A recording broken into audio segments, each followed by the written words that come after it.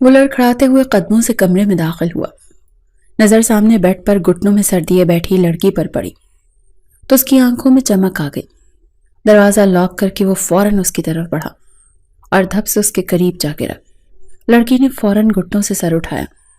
اس کی بڑی بڑی غزالی آنکھوں میں خوف لہرایا اور وہ پیچھے کی طرف کھسکنے لگی۔ ایسے پہلے کہ وہ مزید پیچھے ہوتی اس شخص نے اسے اپنی طرف کھینچ لیا تھا۔ اس لڑکی کے منہ سے نکلنے والی چیخ اس کے حلق میں ہی دب کر رہ گئی تھی۔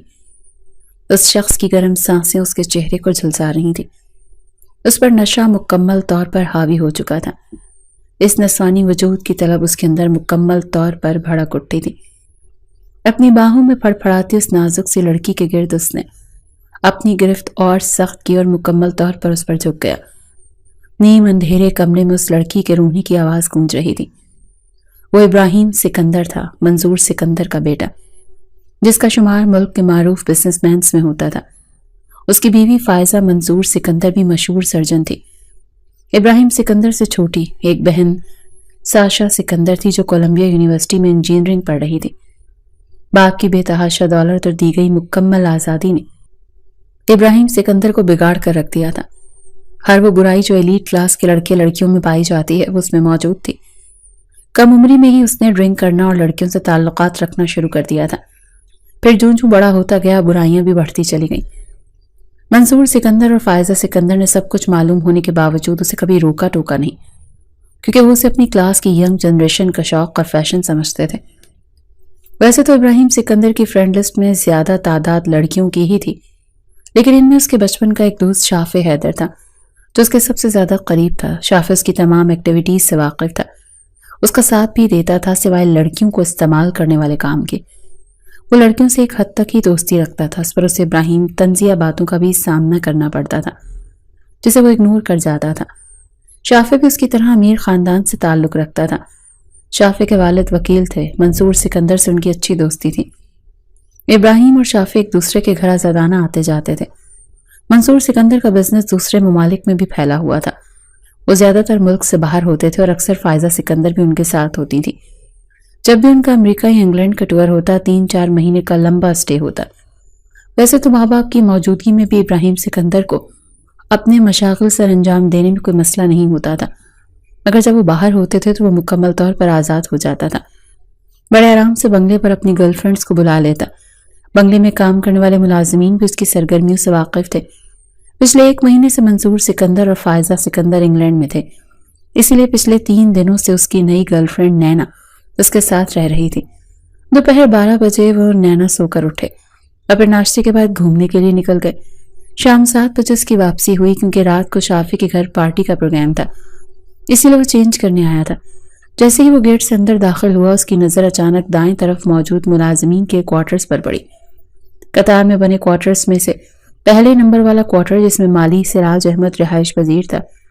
اس کوارٹر کے برآمدے میں سرخ رنگ کے کپڑوں میں ملبوس سرخ اور سفید رنگت والی ایک پیاری سی لڑکی کھڑی تھی۔ گھنے سیاہ بال اس کی پشت پر پھیلے ہوئے تھے جنہیں شاید وہ سکا رہی تھی۔ ابراہیم سکندر بری طرح ٹھٹک کر رک گیا۔ وہ اس حسین لڑکی کو یہاں موجودگی پر حیران تھا، کیونکہ مالی سراج بابا تو یہاں اکیلے رہتے تھے، اس کی فیملی تو اس کے آبائی علاقے میں رہتی تھی، پھر یہ حسینہ کون تھی؟ اس کے قدم اسی طرف اٹھ گئے۔ وہ لڑکی اس کی موجودگی سے بے خبر کھڑی تھی۔ جیسے ہی ابراہیم اس کے قریب پہنچا تو قدموں کی چاپ پر وہ جھٹکے سے پلٹی۔ جہاں اتنے قریب سے اس کا معصوم حسن دیکھ کر دنگ ہوا، وہاں وہ کسی اجنبی کے سامنے خود کو بے پردہ دیکھ کر بری طرح گھبرا گئی اور اگلے ہی لمحے پلٹ کر اندر بھاگ گئی۔ اسی وقت سراج بابا وہاں آ گئے اور ابراہیم سکندر کو وہاں کھڑا دیکھ کر حیران اور پریشان ہو کر پوچھنے لگے، چھوٹے صاحب خیریت؟ آپ یہاں؟ کوئی کام تھا تو مجھے بلا لیتے۔ جواب میں ابراہیم نے اس سے پوچھا کہ یہاں بھی ایک لڑکی کھڑی تھی، وہ کون ہے؟ پہلے میں نے کبھی نہیں دیکھا اسے یہاں۔ تو سراج بابا کا دل کسی انہونی خیال سے دھڑک اٹھا۔ اس کے اس بد کردار عیاش مالک کی نظر اگر اس کی معصوم بیٹی نور پر پڑ چکی تھی تو یقیناً خطرے کی بات تھی۔ ابراہیم سکندر اس وقت تو خاموش ہو گیا تھا کیونکہ پارٹی میں جانا تھا، لیکن اس نے سوچ لیا تھا کہ اس لڑکی کو حاصل ضرور کرے گا۔ پھر جب وہ فری ہوا تو سراج بابا کو بلا کر بے باکی سے کہا، میرا دل تمہاری بیٹی پر آ گیا ہے اور میں اس کے ساتھ ایک رات گزارنا چاہتا ہوں، بولو کتنے پیسے لوگے؟ سراج بابا کے پیروں تلے سے زمین نکل گئی۔ اس نے ہاتھ جوڑ کر پریشان لہجے میں کہا، معاف کرنا چھوٹے صاحب، میری بیٹی اس طرح کی نہیں ہے، ہم شریف لوگ ہیں۔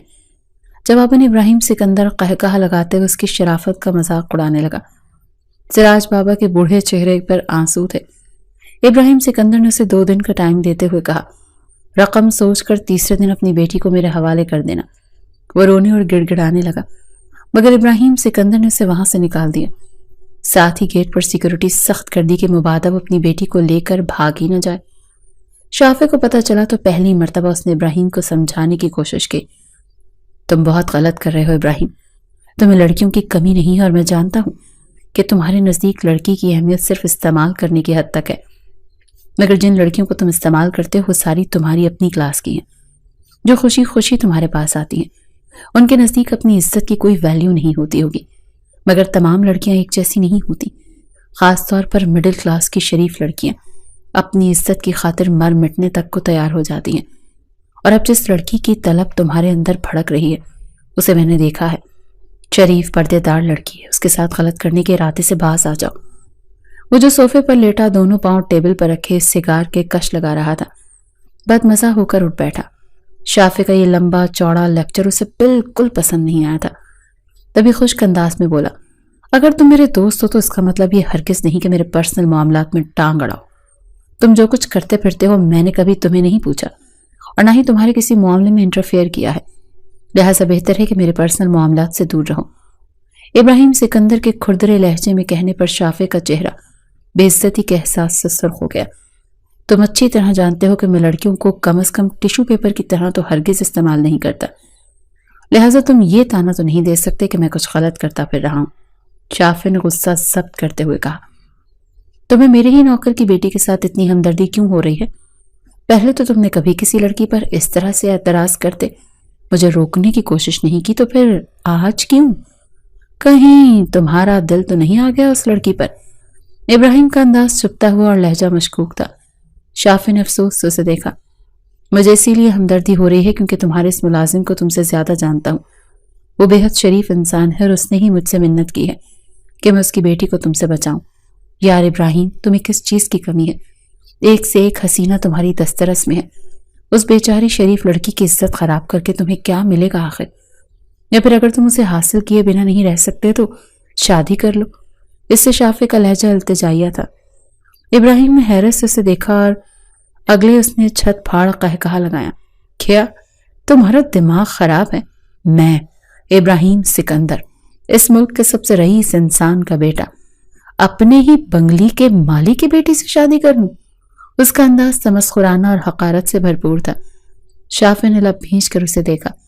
یہ شخص اس کے بچپن کا دوست نہ ہوتا تو اتنے قریبی فیملی تعلقات نہ ہوتے، تو وہ کب کا اس کی دوستی چھوڑ کر جا چکا ہوتا۔ ایک ناراض نظر اس نے ہنستے ہوئے ابراہیم پر ڈالی اور بنا کچھ کہے اٹھا اور اس کے گھر سے نکل گیا۔ پیچھے ابراہیم سکندر سگار کے کش لیتے ہوئے ایک مرتبہ پھر اس پری پیکر کے بارے میں سوچنے لگا جس نے ایک ہی جھلک میں اسے بے چین کر کے رکھ دیا تھا۔ اگر وہ سراج بابا کی بیٹی نہ ہوتی تو وہ کب کا اسے اٹھوا چکا ہوتا۔ سراج بابا ان کے پرانے ملازمین میں سے تھے، اسی لیے وہ ان کے ساتھ جبر سے پیش نہیں آنا چاہتا تھا، کیونکہ ایسی صورت میں اگر ڈیڈ تک بات پہنچ جاتی تو کم از کم سراج بابا کی بیٹی کے لیے اس پر ضرور بگڑ دے۔ اسی لیے وہ محض دھمکیوں سے کام لے رہا تھا تاکہ ڈر کر وہ مان جائے۔ ان 2 دنوں میں وہ 1000 بار سراج بابا کی خوبصورت بیٹی کو سپنوں میں اپنے پاس دیکھ چکا تھا۔ اب اسے مزید انتظار کرنا محال لگ رہا تھا۔ وہ یہ سوچ سوچ کر بھی حیران ہوتا کہ سانولی رنگت اور معمولی نقوش والی سراج بابا کی بیٹی اتنی حسین کیسے تھی۔ اسی لیے وہ محض دھمکیوں سے کام لے رہا تھا تاکہ وہ ڈر کر مان جائے۔ ان 2 دنوں میں وہ 1000 بار سراج بابا کی خوبصورت بیٹی کو سپنوں میں اپنے پاس دیکھ چکا تھا۔ اب اسے مزید انتظار کرنا محال لگ رہا تھا۔ وہ یہ سوچ سوچ کر ہی حیران ہوتا کہ سانولی رنگت اور معمولی سے نقوش والی سراج بابا کی بیٹی اتنی حسین کیسے تھی۔ پہلی جھلک نے اسے اتنا مزمرائز کیا تھا کہ وہ اب اسے دوبارہ دیکھنے اور پانے کے لیے بے چین تھا۔ اسی لیے تیسرے دن سراج بابا کو بلا لیا۔ وہ اس وقت ناؤت میں صوفے پر ٹانگ رکھے سگار کے کش لگا رہا تھا اور سراج بابا اس کے سامنے فرش پر 2 زانوں ہاتھ جوڑے بیٹھا، ایک بار پھر گڑ گڑا کر اپنی معصوم شریف پردے دار بیٹی ابراہیم سکندر کے ٹائپ کی نہیں ہے، لہٰذا وہ اس کو بخش دے۔ مگر ابراہیم سکندر کے اندر تو اس کی بیٹی کو پانے کی طلب میں तूफान बरपा था। वो भला कैसे छोड़ देता।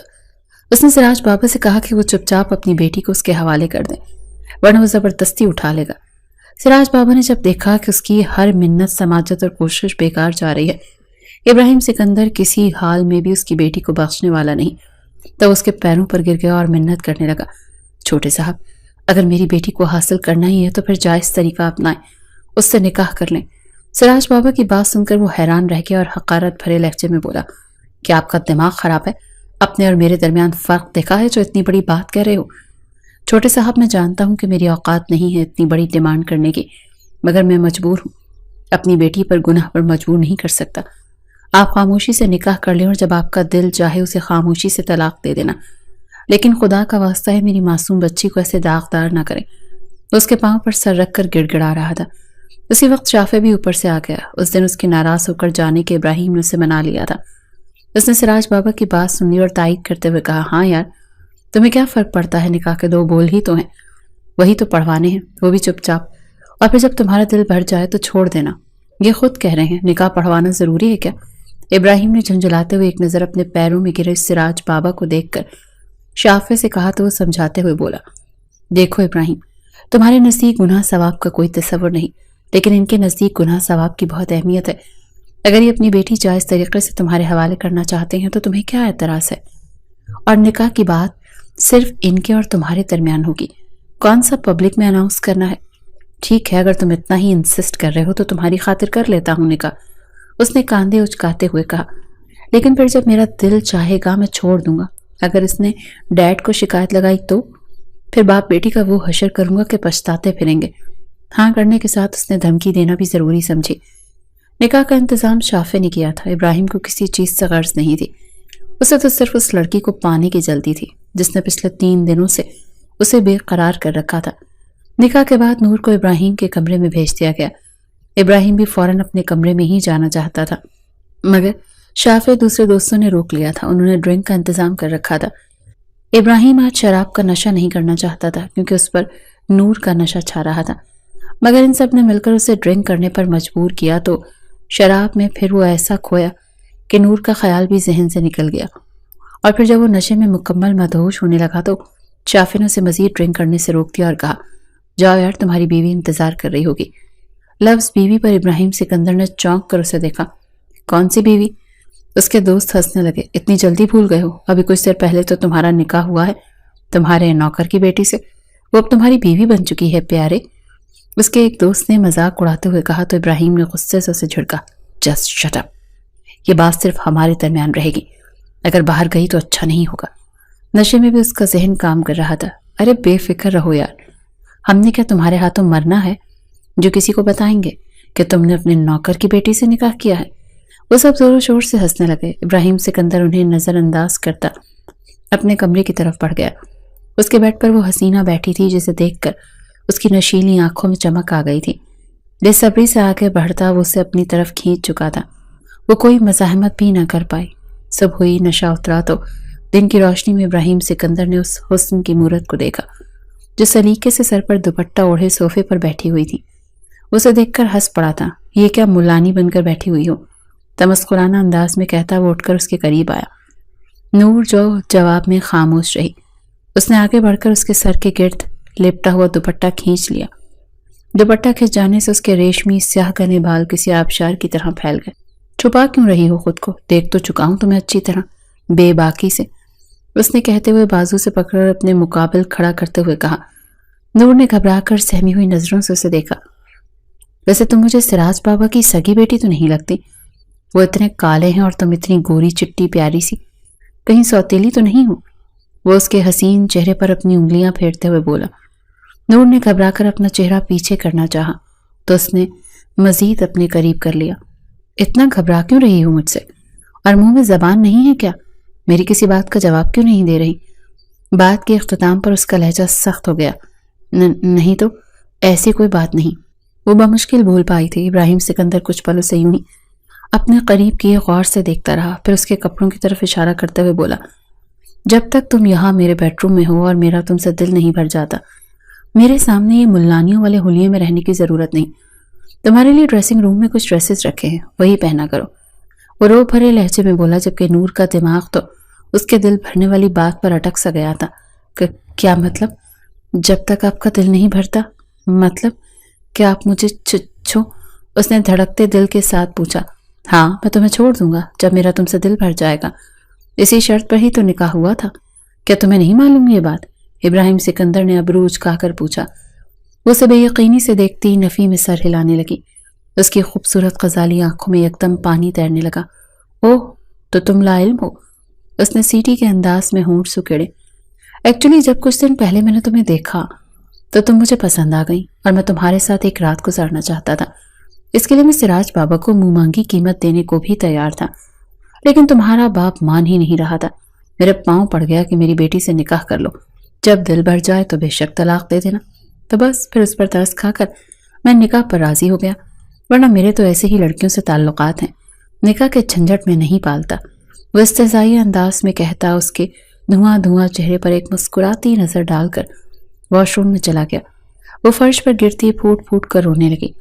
उसके तो वहमो गुमान में भी नहीं था कि बाबा ने जिस शख्स से उसका निकाह करवाया वो उसे खिलौना समझकर महज इस्तेमाल करने के लिए निकाह कर रहा था।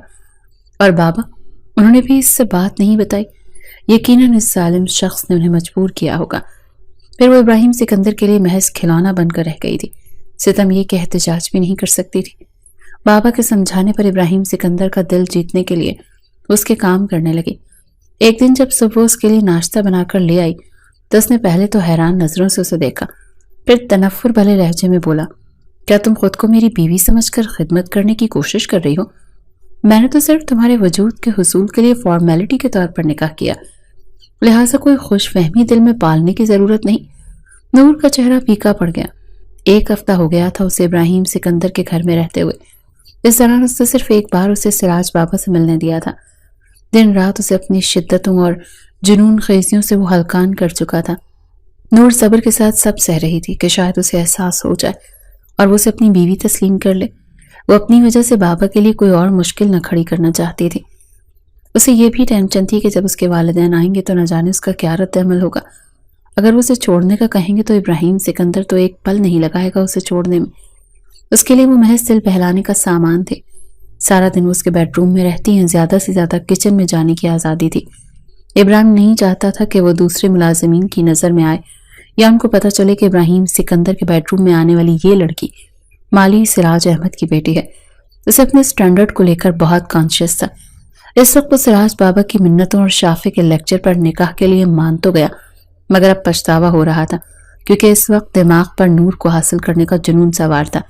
और अब ये जुनून पहले जैसा तो नहीं रहा था, मगर मुकम्मल तौर पर खत्म भी नहीं हो पा रहा था।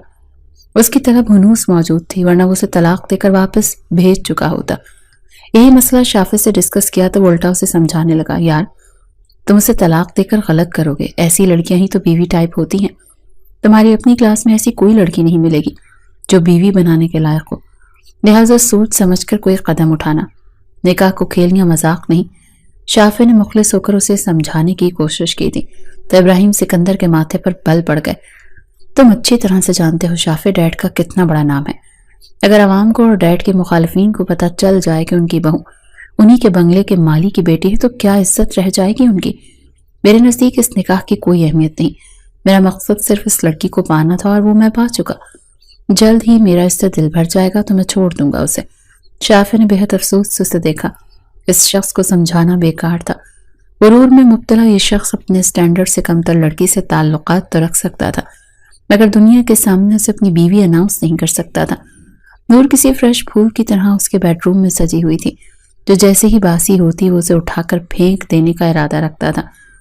एक रात जब उसके करीब आने लगा तो उसके मुंह से आती शराब की नाकाबिले बर्दाश्त बदबू से नूर को अपना दिमाग फटता हुआ महसूस हुआ। तो वो उसकी मिन्नत करने लगी कि इसे छोड़ दें, मगर इब्राहिम सिकंदर पर तो नशा सवार था। जब वो किसी तरह भी उसे छोड़ने पर आमादा ना हुआ तब वो उसे धक्का देकर वॉशरूम में घुस गई और दरवाजा लॉक कर दिया। वो चूंकि नशे में धुत था इसीलिए ज्यादा फुर्ती ना दिखा सका। फिर सारी रात वो वॉशरूम के बंद कमरे को पीटता और उसे धमकियां देता रहा, जबकि दूसरी तरफ बंद दरवाजे के साथ लगी वो सारी रात रोती और कांपती रही। जब सुबह हुई तो वो डरते डरते कमरे में आई। अब वो कहीं नहीं था। वो शुक्र पढ़ती कमरे से निकलने लगी जब वो अचानक अंदर दाखिल हुआ। नूर जहां की तहां रह गई। اب بار بار واش روم میں پناہ تو نہیں لی جا سکتی تھی۔ وہ خوفزدہ نظروں سے اسے دیکھنے لگی جو سرخ آنکھوں اور خوفناک تاثرات کے ساتھ اسی کی طرف بڑھا تھا۔ پھر کچھ دیر بعد کمرے میں اس کی چیخیں گونج رہی تھیں۔ اپنا انتقام پورا کر لینے کے بعد اٹھا اور بیڈ روم کے دروازے سے باہر بے رحمی سے دھکا دیتے ہوئے بولا، دفع ہو جاؤ اپنی شکل لے کر، بس اب میرا دل تم سے بھر گیا، دوبارہ تم مجھے نظر نہ آنا۔ وہ منہ کے بل نیچے پختہ فرش پر گری تھی۔ تمہاری بھی ایک بہن ہے ابراہیم سکندر، جو کچھ تم میرے ساتھ کیا ہے خدا کرے ایسا ہی اس کے ساتھ بھی ہو۔ اس نے سسکتے ہوئے بد دعا دی تھی۔ میری بہن کا نام مت لینا ورنہ زبان کاٹ دوں گا۔ اس کے قریب آ کر وہ غرایا، کیوں نہ لوں نام؟ تم دوسروں کی بہنوں بیٹیوں کے ساتھ جو کچھ کرتے رہو خیر ہے، تمہاری بہن کا کوئی نام بھی نہ لے۔ یاد رکھنا ابراہیم سکندر، میرا بدلہ تم سے خدا لے گا، وہ بھی تمہاری بہن کی صورت میں۔ تم رو کے تڑپو گے جیسے آج میں رو رہی ہوں، تڑپ رہی ہوں۔ خدا تمہیں برباد کرے گا۔ وہ چیخ چیخ کر اسے بد دعائیں دینے لگی۔ غصے سے پاگل ہوتے ابراہیم نے آگے بڑھ کر اسے گلے سے دبوچ لیا۔ ذلیل لڑکی، بکواس کرے گی؟ اوقات دیکھی ہے اپنی؟ 2 ٹکے کی مالی کی بیٹی، میں تمہاری جان لے لوں گا۔ اس کے گلے پر دباؤ بڑھا رہا تھا۔ نور کی آنکھیں ابل کر باہر آ رہی تھی۔ وہ چیخ بھی نہیں پا رہی تھی، بری طرح ہاتھ پیر مارتے وہ اس سے اپنا گلا چھڑوانے کی کوشش کر رہی تھی، مگر ابراہیم سکندر سے لمبے چوڑے مضبوط آدمی کے سامنے وہ نرم و نازک سی لڑکی کہاں طاقت رکھتی تھی بھلا؟ اسے اپنی آنکھوں کے سامنے اندھیرا اور جسم سے روح نکلتی محسوس ہو رہی تھی۔ اگر عین اس وقت پر شافع وہاں نہ آتا تو ابراہیم سکندر کے ہاتھوں شاید وہ مر ہی جاتی۔ شافع نے اسے بمشکل چھڑوایا تھا۔ وہ زخمی وجود لیے زاروں قطار روتی باپ کے پاس گئی۔ سراج بابا اسے اس حال میں دیکھ کر تڑپ اٹھے۔ بے ساختہ ان کے دل سے بھی ابراہیم سکندر کے لیے بد دعائیں نکلی تھیں۔ اسی وقت وہ نور کو لے کر ہمیشہ کے لیے وہاں سے چلے گئے۔ دوسری طرف ابراہیم سکندر کو اپنے کیے پر ذرا برابر بھی افسوس نہیں تھا۔ اسے تو اس بات پر غصہ آ رہا تھا کہ اس لڑکی کی ہمت کیسے ہوئی تھی ساشا کا نام لینے کی۔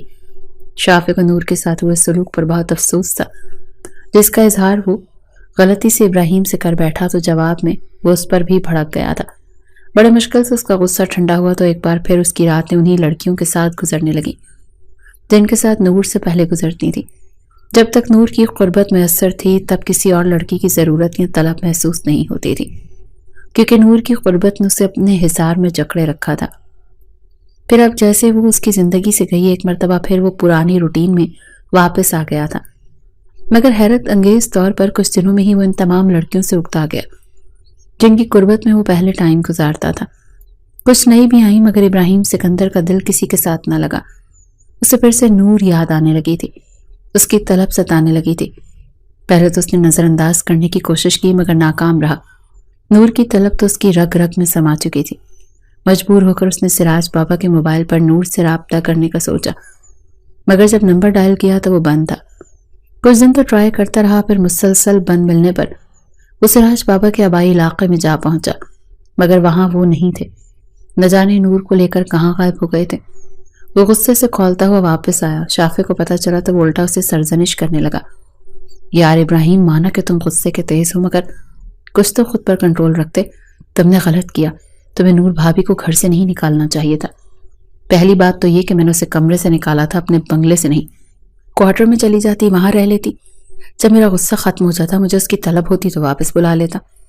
دوسری بات یہ کہ تم کس سے پوچھ کر اسے نور بھابھی کہہ رہے ہو؟ جب میں نے اسے بیوی نہیں مانا تو تمہاری بھابھی کس خوشی میں ہوئی؟ وہ بگڑے ہوئے انداز میں کہتے اس نے شافع کو گھورا، تمہارے نکاح میں ہے وہ، اسی لیے بھابھی کہہ رہا ہوں، اگر تمہیں نہیں پسند تو دوبارہ نہیں کہوں گا۔ شافع نے کاندھے اچکاتے ہوئے کہا تو اسے گھور کر رہ گیا۔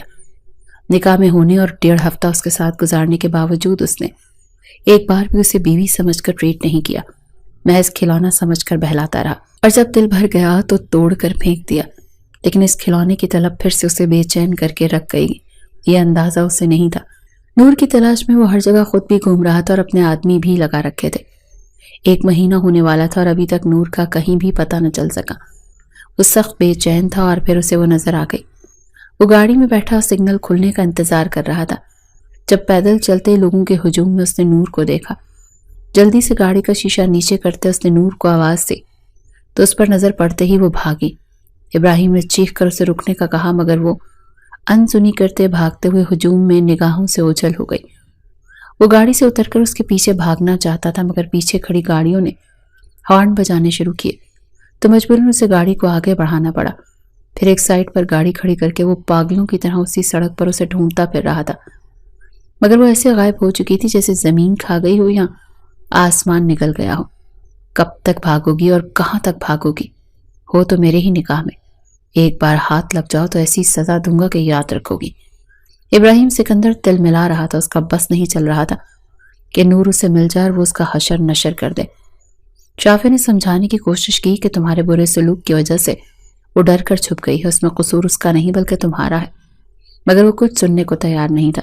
دوسری طرف نور ہانپتے کانپتے گھر میں داخل ہوئی تو صحن میں چارپائی پر لیٹا سراج بابا گھبرا کر اٹھ بیٹھا اور پوچھنے لگا کیا ہوا ہے۔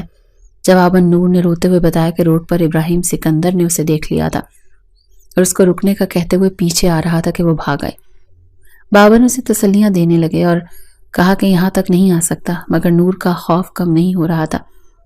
اس نے موبائل پر ایک نمبر ڈائل کیا اور روتے ہوئے کسی کو بتانے لگی، بھائی وہ شخص میرے پیچھے پڑ گیا ہے، اب میں کیا کروں؟ دوسری طرف نہ جانے کیا کہا گیا۔ وہ کچھ دیر سنتی رہی، پھر اس کے چہرے پر سکون آمیز تاثرات آئے اور وہ موبائل بند کر کے سراج بابا سے کہنے لگی، بھائی ہمیں لینے آ رہے ہیں۔ سراج بابا منع کرنا چاہتے تھے مگر اس کا مطمئن چہرہ دیکھ کر چپ ہو گئے۔ نور نے جلدی جلدی سامان پیک کیا، کچھ دیر بعد وہ انہیں لینے آ گیا۔ اب انہیں جس جگہ لایا تھا یہ ایک پوش ایریے کا اپارٹمنٹ تھا۔ نور کو یہ جگہ محفوظ لگی، اپارٹمنٹ میں ضرورت کی تمام چیزیں موجود تھیں۔ فون تو وہ روز ہی کرتا تھا، اس کے علاوہ ہفتے میں ایک بار چکر بھی لگا جاتا کہ کسی چیز کی ضرورت تو نہیں۔ سراج بابا خود کو اس کے احسان تلے دبا ہوا محسوس کر رہے تھے، مگر وہ نرمی سے انہیں سمجھاتا کہ مجھے اپنا بیٹا سمجھے، نور میرے لیے سگی بہنوں جیسی ہے، اس کی حفاظت کرنا اب میرا فرض ہے۔ جب تک وہ کمینہ انسان سدھرے گا نہیں، نور کی پرچھائی بھی نہیں پا سکے گا۔ اگر اس کے سدھرنے کا کوئی امکان نظر نہ آیا تو نور کو اس سے آزادی دلانا میری ذمہ داری ہے۔ سراج بابا کی آنکھوں میں آنسو آ جاتے اس کی باتیں سن کر۔ آج کے خود غرض معاشرے میں ایسے لوگ آٹے میں نمک کے برابر تھے جو بغیر کسی لالچ کے دوسروں کی مدد کرتے۔ ابراہیم سکندر سخت بے چتاب کھا رہا تھا۔ 3 مہینے ہو گئے تھے، وہ اب تک نور کو ڈھونڈ نہیں پایا تھا۔ اوپر سے مام ڈیڈ نے اسے ارجنٹ امریکہ آنے کو کہا۔ جب وہ امریکہ پہنچا تو پتہ چلا کہ اس کی بہن ساشا ایک کرسچن لڑکے کے ساتھ رہ رہی تھی۔ منصور سکندر اور فائز سکندر کے سمجھانے پر بھی وہ کچھ سننے کو تیار نہ تھی۔ امریکن قانون کے تحت وہ بالغ بیٹی کے ساتھ زبردستی نہیں کر سکتے تھے، اسی لیے انہوں نے ابراہیم کو بلایا تھا کیونکہ وہ ابراہیم کی بات زیادہ مانتی تھی، مگر ساشا نے اس کی بات سننے سے بھی انکار کر دیا۔ تو 10 دن وہاں رہ کر وہ واپس چلا آیا۔ مام ڈیڈ بھی اس کے ساتھ تھے۔ ساشا کے لیے وہ تینوں بے حد پریشان تھے کیونکہ وہ لڑکا نہ صرف کرسچن تھا بلکہ چوری ڈکیتی کرنے والا گنڈا تھا۔ ساشا کی ٹینشن میں وہ نور کو بھی فراموش کر گیا۔ ابھی وہ ایک پریشانی سے نکلے نہیں تھے جب دوسرا جھٹکا لگا۔ نہ جانے میڈیا کو کیسے پتہ چل گیا، تمام چھوٹے بڑے اخبارات اور نیوز چینل پر یہ خبر چلنے لگی کہ معروف بزنس مین اور MP کی سیٹ کے امیدوار منصور سکندر کی صاحبزادی امریکہ میں اپنے کرسچن بوائے فرینڈ کے ساتھ ایک فلیٹ میں رہ رہی ہے۔ منصور سکندر کے مخالفین اس خبر کو خوب اچھال کر مزے لے رہے تھے، جبکہ منصور سکندر اور ابراہیم سکندر کا غم و غصہ سے برا حال تھا۔ ایک مسئلہ ختم نہیں ہوتا تھا کہ دوسرا جنم لے لیتا۔ ایک صحافی نے جب ابراہیم سے سوال کیا کہ اس کی بہن کسی غیر مسلم کے ساتھ رہ رہی ہے تو نہ صرف بھڑک اٹھا بلکہ اس صحافی پر تشدد بھی کیا، جس کی وجہ سے میڈیا کے لوگ احتجاج کرنے پر منصور سکندر کے گھر کے باہر جمع ہو گئے۔ ابھی منصور سکندر اس مسئلے کو سلجھا نہیں پائے تھے جب لٹی پٹی ساشا وطن واپس آ گئی۔ اس کا جسم زخموں سے چور تھا بلکہ جگہ جگہ سگریٹ سے جلا ہوا تھا۔ اس کے بوائے فرینڈ وکی کے نہ صرف اسے تشدد کا نشانہ بنایا بلکہ اپنے دوستوں کے ساتھ مل کر اس کے ساتھ زیادتی کی تھی۔ بہن کا زخموں سے چور بدن دیکھ کر اچانک اسے نور اور اس کی دی گئی بد دعا کا خیال آیا تھا۔ 6 مہینے ہو گئے تھے نور کو غائب ہوئے، اب تو بہت عرصے سے وہ اسے ڈھونڈنا بھی چھوڑ چکا تھا۔ نہ جانے وہ کہاں تھی۔ اب ساشا کی حالت نے اسے نور کی یاد دلا دی تھی۔ جیسے ساشا کو گھاؤ ملے تھے، آخری بار اس نے بھی ایسے ہی نور کے جسم پر گھاؤ دیے تھے۔ ساشا کے بلکتے روتے چہرے میں اسے نور کا چہرہ دکھائی دے رہا تھا۔ خدا تم سے میرا بدلہ لے گا، وہ بھی تمہاری بہن کی صورت میں۔ اس کے کانوں میں نور کے الفاظ گونج رہے تھے۔ اس کا شدت سے دل چاہا وہ اپنی جان لے لے۔ ساشا کا مجرم اس کی پہنچ میں نہیں تھا، مگر نور کا مجرم تو وہ خود تھا۔ ساشا زیادہ دن زندہ نہ رہ سکی، اس نے زہر کھا لیا تھا۔ منصور سکندر اور فائزہ غم سے نڈھال تھے۔ ابراہیم سکتے کی حالت میں تھا، اس نے خود کو کمرے میں بند کر لیا تھا۔ میڈیا پر الگ بدنامی ہو رہی تھی اور لوگ طرح طرح کی باتیں کر رہے تھے۔ کہ دوسروں کی بہنوں بیٹیوں کو ٹیشو پیپر کی طرح استعمال کرنے والے ابراہیم سکندر کی بہن خود کسی کا ٹیشو پیپر بن کر جان سے چلی گئی۔ منصور سکندر کے کاندھے ان کے دونوں بچوں کی وجہ سے شرمندگی سے جھک گئے تھے۔ دوسری طرف نور تک بھی یہ ساری خبریں پہنچ رہی تھی۔ اس کا اس بات پر یقین پختہ ہو گیا تھا کہ خدا کی لاٹھی بڑی بے آواز ہوتی ہے۔ ابراہیم سکندر کے ساتھ جو کچھ ہوا اس پر خوشی نہیں تھی تو دکھ بھی نہیں ہوا تھا۔ ایک عجیب سی بے چینی اس کے دل و دماغ میں تھی، اگرچہ اسے ابراہیم سکندر سے اسی دن ہی نفرت ہو گئی تھی جس دن اس کے وجود کو چھلنی کرنے کے بعد اس نے اسے اپنی زندگی سے بے دخل کر دیا تھا، مگر تھی تو وہ اب بھی اس کے نکاح میں، اور اب تو اس نشانی پر بھی نور کے پیٹ میں پل رہی تھی۔ کچھ مہینے پہلے جب اسے پتہ چلا تھا کہ وہ ابراہیم سکندر کے بچے کی ماں بننے والی ہے تو وہ ششدر رہ گئی تھی۔ وہ ہرگز اس بچے کو پیدا کرنے کو تیار نہ ہوتی اگر بابا اور شافع بھائی اسے نہ روکتے تو۔ اس دن ابراہیم سکندر کے دھتکارنے کے بعد شافع ہی اسے اور سراج بابا کو اپنے ساتھ لے آیا تھا۔ اس نے نور کو اپنی بہن بنایا ہی نہیں تھا بلکہ سگا بھائی بن کر دکھایا تھا۔ پھر وہ اس کی بات کیسے نہ مانتی؟ اس نے نور سے کہا تھا کہ بچے کو دنیا میں آنے دو، یہ بچہ ہی ابراہیم سکندر کو سدھار سکتا ہے، مگر ابراہیم سکندر کو تو پہلے ہی سزا مل گئی تھی۔ ایک ہفتے کمرے میں بند رہنے کے بعد شافع نے بمشکل اس سے دروازہ کھلوایا اور اس کی دیوانوں جیسی حالت دیکھ کر دنگ رہ گیا۔ بالوں کو ہاتھوں میں جکڑے وہ روتے ہوئے شافع سے ایک ہی بات کہہ رہا تھا کہ خدا کے لیے نور کو تلاش کر دو، مجھے اس سے معافی مانگنی ہے۔ تب شافع کچھ دیر تو خاموشی سے اسے دیکھتا رہا اور پھر اسے یہ کہہ کر آؤ تمہیں نور سے ملواتا ہوں اپنے ساتھ لے آیا تھا۔ نور کو اپنے سامنے دیکھ کر جہاں وہ بے یقین تھا وہاں نور بھی اسے اچانک سامنے دیکھ کر خوفزدہ ہو گئی تھی۔ اسے لگا کہ زبردستی اسے اغوا کر کے اپنے ساتھ لے جائے گا۔ شافع نے جب نور کے چہرے پر ڈر کے تاثرات دیکھے تو تسلی دیتے ہوئے کہا، گھبراؤ نہیں نور، ابراہیم اپنے کیے پر شرمندہ ہے، وہ تم سے معافی مانگنے آیا ہے۔ دوسری طرف ابراہیم ششدر تھا، اس کے وجود میں ہوئی تبدیلی کو دیکھ رہا تھا۔ نور اس کے نکاح میں تھی، اس کی بیوی تھی، وہ باپ بننے والا تھا۔ اس خبر سے پریشان نہیں بلکہ خوش کیا تھا۔ اس نے ہاتھ جوڑ کر نور اور سراج سے معافی مانگی۔ وہ دونوں کو اپنے ساتھ رکھنا چاہتا تھا، اسے دنیا کے سامنے بیوی قبول کر کے اپنے بچے کو اپنا نام دینا چاہتا تھا، مگر نور کنفیوز تھی۔ وہ ابراہیم سکندر کو ایک دم سے دل سے معاف نہیں کر سکتی تھی۔ وہ اس پر اعتبار کرتے کرتے ہوئے ہچکچا رہی تھی۔ ابراہیم اس کا ڈر، اس کے خدشات سمجھ رہا تھا، لیکن وہ اس کے ساتھ زبردستی نہیں کرنا چاہتا تھا۔ اس لیے اس نے نور سے کہا کہ وہ جتنا چاہے ٹائم لے لے، وہ انتظار کرے گی۔ دوسری طرف وہ یہ سوچ کر بھی پریشان تھا کہ جب مام ڈیڈ کو یہ پتہ چلے گا کہ سراج بابا کی بیٹی کو اس نے بیوی بنایا ہے تو یقیناً وہ سخت ری ایکشن دیں گے۔ پہلے ہی کیا کم بدنامی ہو رہی تھی جو اب اس اقدام کے بعد مزید ہوتی، مگر اس سب کے باوجود وہ نور کو چھوڑنے کا ارادہ ہرگز بھی نہیں رکھتا تھا۔ شافع اس کے ساتھ تھا، اسے مکمل سپورٹ کر رہا تھا۔ پھر جب اس نے ڈرتے ڈرتے مام ڈیڈ کو بتایا تو ان کا ری ایکشن ابراہیم کی توقع کے مطابق تھا۔ وہ دونوں غصے سے اس پر چلا رہے تھے، ابراہیم یہ تم نے کیا کیا؟ ایک مالی کی بیٹی سے شادی کر لی؟ اتنی ہی پسند آ گئی تھی تو استعمال کر کے چھوڑ دیتے، نکاح کرنے کی کیا ضرورت تھی؟ فوراً طلاق دو اسے، اس سے پہلے ہی کہ یہ بات باہر نکلے۔ جان چھڑاؤ اس لڑکی سے، پہلے ہی تم بہن بھائیوں کی وجہ سے کم جگ ہسائی ہوئی ہے، جب یہ کسر بھی رہتی تھی۔ فائزہ سکندر سخت مشتعل تھی۔ سوری مام، میں نور کو نہیں چھوڑ سکتا، پہلے بھی میں نے اس کے ساتھ بہت زیادتیاں کی ہیں، اب اس کنڈیشن میں تو ہرگز نہیں چھوڑ سکتا، وہ میرے بچے کی ماں بننے والی ہے۔ ابراہیم نے صاف انکار کرتے ہوئے انہیں نور کی پریگننسی کے بارے میں بتا دیا تھا، جسے سن کر وہ پہلے تو شاکڈ ہوئی، پھر پہلے سے بھی زیادہ اونچی آواز میں چلائیں، مائی گاڈ، وہ 2 ٹکے کی مالی کی لڑکی تمہارے بچے کی ماں بننے والی ہے؟ تم ایسا کیسے کر سکتے ہو ابراہیم؟ تمہارے ماموں سے بات کرتی ہوں، وہی تمہیں سمجھائیں گے، اس لڑکی کو تو تمہیں چھوڑنا ہی ہوگا۔ فائزہ سکندر نے اسے دھمکی دی کیونکہ اگر وہ کسی کے روپ میں آتا تھا تو اس کے ماموں فراز علی تھے جو دبئی میں رہتے تھے۔ فائزہ سکندر نے انہیں ساری سچویشن بتائی تو وہ دوسرے دن ہی پہنچ گئے اور وہ بھی فائزہ سکندر کی طرح ابراہیم پر دباؤ ڈالنے لگے کہ اس لڑکی کو چھوڑ دو، بدنامی ہوگی، اپنے اسٹیٹس کی کسی لڑکی سے شادی کرو۔ مگر ابراہیم بھی اپنی ضد پر اڑا ہوا تھا کہ نور کو ہرگز نہیں چھوڑے گا۔ ساتھ ہی وہ بار بار ان کی منت کر رہا تھا کہ ماموں آپ اور ڈیڈ ایک بار نور سے مل تو لیں، ہو سکتا ہے وہ سراج بابا کی اصلی بیٹی نہ ہو، کیونکہ ان سے بالکل میچ نہیں کرتی، اور پھر آپ لوگوں کو یہ اعتراض بھی ختم ہو جائے گا۔ اس کے اصرار پر فراز علی سوچ میں پڑ گئے اور پھر فائزہ اور منصور کو سمجھا بجھا کر قائل کر لیا کہ ایک بار لڑکی سے مل لیتے ہیں، اگر شکل و صورت میں ابراہیم کے ہم پلہ ہوئی تو پھر کوئی درمیانی راہ نکالیں گے۔ پھر وہ تینوں ابراہیم کے ہمراہ اس اپارٹمنٹ میں پہنچے جہاں نور اور سراج بابا رہ رہے تھے۔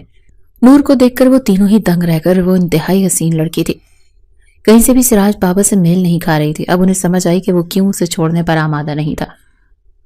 انہوں نے سراج احمد سے پوچھا، کیا نور تمہاری اپنی بیٹی ہے؟ تو اس نے کہا نہیں، نور میری اپنی بیٹی نہیں ہے، نور میرے بھائی مراج احمد کی بیٹی ہے۔ اس کی موت کے بعد میری بیوی نے نور کو پالا تھا کیونکہ ہم بے اولاد تھے۔ نور میری بیوی کے ساتھ گاؤں میں رہتی تھی۔ 8 مہینے پہلے میری بیوی فوت ہوئی تو میں نور کو اپنے ساتھ یہاں لے آیا۔ سراج احمد نے تفصیل بتائی۔ تو مراج کی اپنی بیوی کہاں ہے؟ یعنی نور کی سگی ماں؟ فراز علی نے سوال کیا۔ وہ کچھ الجھ سے گئے تھے، کوئی چیز تھی جو انہیں کھٹک رہی تھی۔ اس کی موت نور کی پیدائش پر ہی ہو گئی تھی، سراج احمد نے جواب دیا۔ فراز علی نے چند سیکنڈ سوچ کر دوسرا سوال کیا۔ نور شکل و صورت میں کس پر گئی ہے؟ یعنی ماں پر یا باپ پر؟ اگرچہ اسے یقین تھا مراج احمد تو یقیناً اپنے بھائی سراج احمد جیسا ہی ہوگا، تو زیادہ امکان تھا کہ مراج احمد کی بیوی یعنی نور کی ماں ہی خوبصورت ہوگی۔ یہ میں نہیں جانتا کیونکہ ہم نے نور کی ماں کو نہیں دیکھا تھا۔ دراصل مراج کراچی میں کہیں کام کرتا تھا، سالوں بعد گاؤں آتا تھا۔ ایک بار گاؤں آیا تو 3 سال کی بچی کو لے کر کہا کہ یہ اس کی بیٹی نور ہے۔ اس نے کسی عورت سے شادی کی تھی، نور کی پیدائش پر فوت ہو گئی۔ وہ اسے لے کر گاؤں آیا تھا کیونکہ ہمیشہ یہیں رہے گا اب۔ مراج احمد کراچی میں کیا کام کرتا تھا؟ فراز احمد اس کی بات پر بری طرح چونک اٹھا۔ میرے خیال میں وہ کسی بنگلے پر چوکیدار تھا، مگر کبھی اس نے صحیح طرح سے ہمیں بتایا نہیں، سراج احمد نے سوچتے ہوئے کہا۔ تو فراز علی کہنے لگا کہ آپ کے پاس اپنے بھائی مراج کی کوئی تصویر ہے تو مجھے دکھائیں۔ سب لوگ جو ان کی گفتگو سن رہے تھے حیرانگی سے فراز علی سے استفسار کرنے لگے کہ کیا معاملہ ہے۔ تب فراز علی نے کہا کہ میرا ایک دوست سیٹھ فاروق احمد، آج سے 18-19 سال پہلے اس کی ایک بیٹی گم ہو گئی تھی۔ فاروق احمد کو اپنے کسی ملازم پر شک تھا کیونکہ وہ بھی اچانک غائب ہو گیا تھا۔ مجھے ایسا لگتا اس کا نام شاید مراج علی سنا تھا اس کے منہ سے، اور نور کی شکل بھی مجھے فاروق کی بیوی عائشہ بھابی جیسی لگتی ہے۔ اب میں فاروق سے کانٹیکٹ کر کے اسے یہاں بلاتا ہوں۔ مراج علی کی تصویر دکھاتے ہی نور کا DNA بھی کرواتے ہیں۔ فراز علی کے انکشاف نے جہاں سب کو حیران کیا، وہاں ابراہیم سکندر بے تحاشا خوش ہوا۔ اگر نور فراز علی کے دوست فاروق احمد کی بیٹی نکلی تو پھر تو کوئی مسئلہ ہی نہیں تھا۔ منظور سکندر اور فائزہ اسے خوشی خوشی بہو قبول کر لیتے کیونکہ فاروق احمد کوئی معمولی آدمی نہیں تھا، ٹیکسٹائل ملز کے مالک تھے۔ سب کو بے صبری سے فاروق احمد اور ان کی بیوی کے آنے کا انتظار تھا جو لندن میں تھے۔ فراز علی نے جب ان سے کانٹیکٹ کر کر سب کچھ بتایا تو وہ میاں بیوی ششدر رہ گئے اور پہلی ہی فلائٹ سے پاکستان پہنچ گئے تھے۔ نور کے احساسات عجیب سے ہو رہے تھے۔ اگر وہ سمیر آدمی کی بیٹی نکل آتی تو اس کی زندگی میں کوئی پرابلم ہی نہ ہوتے، لیکن اس طرح وہ سراج بابا سے دور ہو جاتی جن سے وہ بہت محبت کرتی تھی۔ فاروق احمد اور اس کی بیوی نور کو دیکھنے کے لیے بے چین تھے۔ مراج علی کی تصویر دیکھ کر وہ تصدیق کر چکے تھے کہ یہ ان کا وہی ملازم ہے جو غائب ہو گیا تھا، جس پر انہیں 18 سال پہلے اپنی بیٹی کے اغوا کا شک تھا۔ مگر اس وقت ایسا غائب ہوا تھا کہ فاروق احمد اور پولیس سالوں تک ڈھونڈتی رہی مگر پھر بھی نہ ملا۔ نور کو دیکھتے ہی وہ کہنے لگے یہ ان کی بیٹی رباب ہی ہے۔ پھر DNA ٹیسٹ سے بھی یہ بات ثابت ہو گئی۔ اب وہ مالی سراج احمد کی نہیں بلکہ معروف انڈسٹریلسٹ فاروق احمد کی بیٹی تھی۔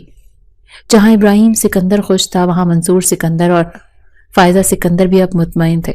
فاروق احمد اپنی نور یعنی رباب کو اپنے ساتھ لے جانا چاہتے تھے تاکہ بچے کی پیدائش کے بعد اسے دھوم دھام سے ابراہیم سکندر کے ساتھ رخصت کریں، مگر نور نے شرط رکھ دی کہ سراج بابا بھی اس کے ساتھ جائیں گے، تو مجبوراً سراج بابا کو بھی اس کے ساتھ جانا پڑا۔ دوسری طرف ابراہیم اس سے اتنے عرصے کی دوری پر اداس تھا۔ فائزہ سکندر اور منصور سکندر نے اسے تسلی دی جیسے ہی اس کی نور ڈیلیوری سے فارغ ہوگی وہ اسے لے آئیں گے۔ آخر اتنے سال بعد اپنے والدین سے ملی ہے تو کچھ تو ان کا بھی حق ہے۔ ابراہیم چپ کر گیا۔ کچھ ہی مہینوں بعد نور نے ایک پیاری سی بیٹی کو جنم دیا جو اس کی اور ابراہیم کی کاپی تھی۔ اگرچہ اس کا اصلی نام رباب تھا مگر ابراہیم سکندر کے لیے وہ نور ہی تھی۔ پھر جیسے ہی نور چلنے پھرنے کے قابل ہوئی تو ابراہیم سکندر اسے رخصت کروا کر لے آیا۔ وہ دنیا کا پہلا مرد تھا جو بیوی کے ساتھ ساتھ اپنی سگی بیٹی بھی لے آیا تھا۔ منصور سکندر نے بڑے پیمانے پر ولیمے کی تقریب منعقد کی جس میں بڑے بڑے نامور لوگوں نے شرکت کی۔ نور اس کی زندگی میں روشنی بن کر آئی تھی۔ ابراہیم سکندر نے آہستہ آہستہ شراب سمیت تمام برائیوں کو چھوڑ دیا۔ اس نے اپنی بیٹی کا نام ساشا ابراہیم رکھا۔ نور کی باپردہ رہنے والی نیچر نے فائزہ سکندر کو بھی متاثر کیا۔ منصور سکندر کے ساتھ حج کرنے کے بعد انہوں نے بھی آہستہ آہستہ پردہ کرنا شروع کر دیا اور ایک دن وہ اسی کی طرح مکمل باپردہ عورت کے روپ میں ڈھل چکی تھی۔ ساشا جب 4 سال کی ہوئی تو ننھے عمر کی آمد ہوئی جس کو سنبھالنے میں ابراہیم اس کا پورا ساتھ دیتا تھا۔ کیونکہ ساشا جتنی صابر اور خاموش فطرت بچی تھی، عمر اسی قدر چیخنے چلانے اور طوفان برپا کرنے والا ضدی بچہ تھا، جس کو سنبھالنے میں وہ ہلکان ہو جاتی تھی۔ وہ صرف سراج بابا کے ہاتھوں بہلتا تھا جب بھی اس بنگلے میں رہتے تھے، لیکن نور نے ان پر سختی سے پابندی لگا دی تھی کہ وہ کوئی کام نہیں کریں گے۔ وہ تو چاہتی تھی کہ سراج بابا ان کے ساتھ آ کر رہے۔ ابراہیم سمیت کسی کو بھی اعتراض نہیں تھا، مگر سراج بابا نہ مانے اور سرونٹ کوارٹر میں رہنے کو ترجیح دی۔ پھر ایک دن خاموشی سے وہ اس دنیا سے بھی رخصت ہو گئے۔ نور ان کے جانے پر شروع میں تو بہت روئی، پھر آہستہ آہستہ اسے صبر آ گیا۔ اس نے ابراہیم سے فرمائش کر کے سراج بابا کے نام پر ایک خیراتی ادارہ قائم کروایا، جہاں روزانہ ہزاروں کی تعداد میں غریبوں کو کھانا مہیا کیا جاتا تھا۔